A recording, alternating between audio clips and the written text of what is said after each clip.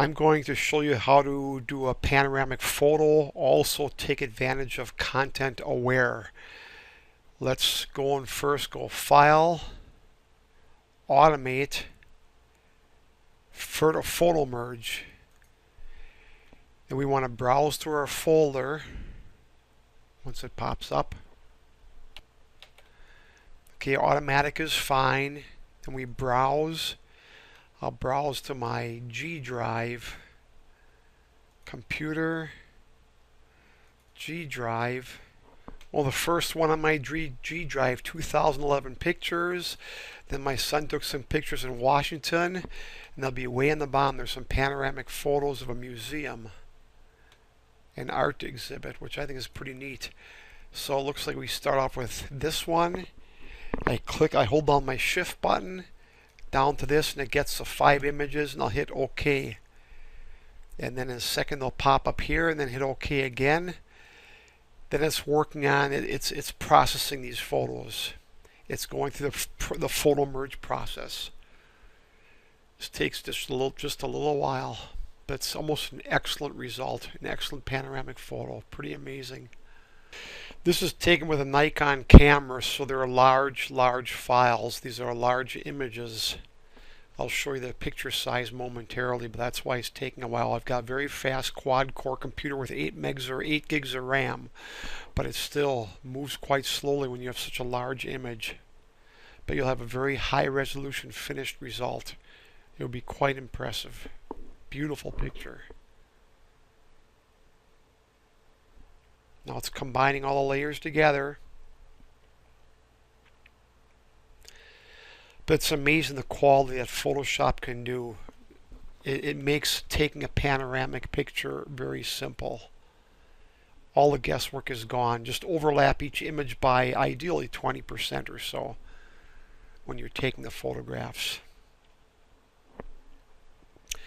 I kind of wish he may have turned the camera sideways to get a little bit more of the height, and then just taking a few more pictures. You could have had a much larger image, probably 50% to 100% larger, which would make a fantastic wall mural. I also do wall murals. That's one of my businesses. I turn photos into wall murals or into wallpaper. There it goes. Look at the stitching it's done. It's fantastic. If you hit F7, you can see all the layers, how they worked out. And what I'm going to do now is I'm going to flatten the image, because we're going to see now one more amazing thing. We're going to use Photo Merge to maximize this image size. But first of all, look, we've got about 14 inches by about 55 inches. Look at the image size, 116 megabyte image. 204. Look at the resolution. 240 dots per inch, or pixels per inch. 13, almost 14 by 51. And we're going to maximize that. We'd be losing. Normally we'd have to stop right here. We'd have to crop our picture right about here because of the white. Because of this wasted space here, you'd have probably 11-inch image instead of a 14-inch image.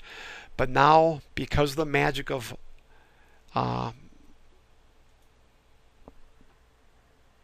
Photoshop, you're going to see the Contet Aware, what Contet Aware is going to do. Again, I'm going to go to my Wacom pad. It'll be a little quicker and easier. And I'm going to get my lasso tool, and then lasso. The layers on, lasso tools on.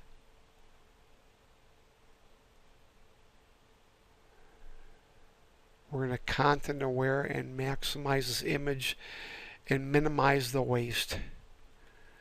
I got to hit my shift key just to add on to this, and then shift F5, Contet Aware. OK. Now watch it. Suddenly this wasted white space will turn into a ceiling. This area here will turn into a ceiling. The waste will be gone. And we can continue to do Contet Aware as we go onward. I'm going to decrease, after this, I'm going to decrease the image size just for the sake of this display so it moves quicker. There it is, look at that. Who would have guessed that was missing? Okay, now I'm going to change my image size here. Image size. Let's go to about 100 pixels per inch just to save change from 116 megabytes to 20 megabytes. This will make everything move quite a bit. Hit shift or control and plus key, or shift and plus key. No, control and plus key. Increase the size of this image so you can see it on the screen easier. We're going to do Contet Aware for the rest of the ceiling, just so we can capitalize on this.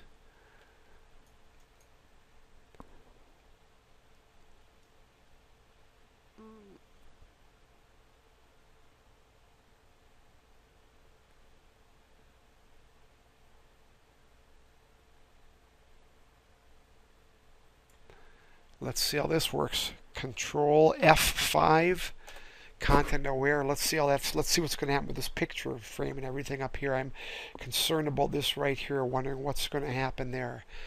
The ceiling, I think, is going to fill in quite nicely. The picture we may have some issues with. Yeah, I was afraid of that. But we can almost go. Just try this little area here.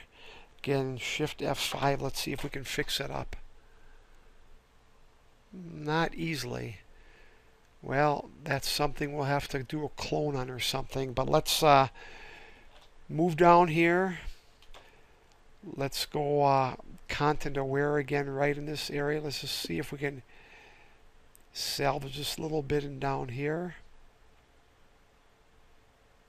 Drag outside and Shift F5 and enter, and let's see what happens here.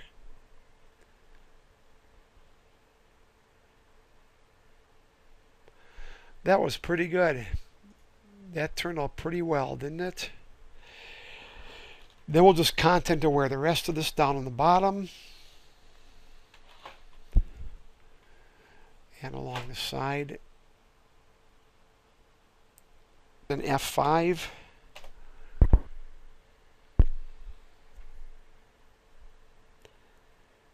see how it's going to work this out. Not very well.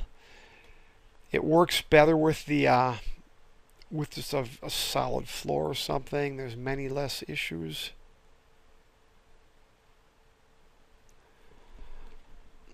Shift F5.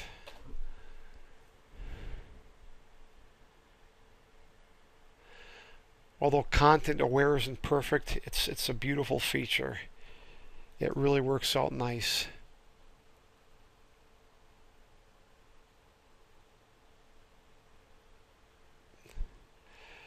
The basic thing is we're showing how to do a panoramic photo. But the Contet Aware is just an extra bonus. Hit the Shift key so I can just add a little bit to this. Control F5 or Shift F5, Contet Aware again. Okay.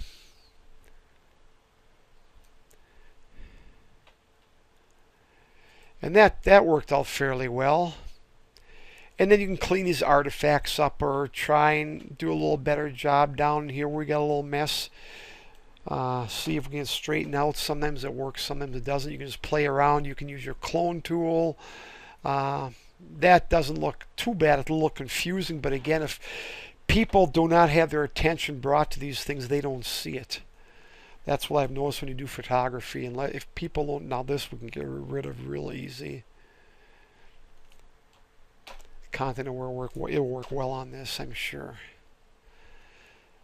But anyway, that just gives you a basic idea of this top part here. We'll have to enhance and everything. I'm going to pause this while I'll just try and take a few of these flaws out of this picture. Okay, here's your finished product after a little bit of enhancement, a little bit cropping. I think it turned out pretty well, and if we go and blow it up to a full image, well, we won't blow it to full image size, but just blow it to a halfway decent size where you can get it on the screen at least. Look at the beautiful picture. I mean, really, is this picture nice? Is the quality good? Can you tell use the special features to increase the image size?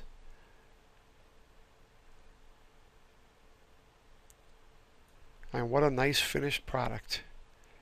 Thanks to Adobe Photoshop CS5. Did a great job.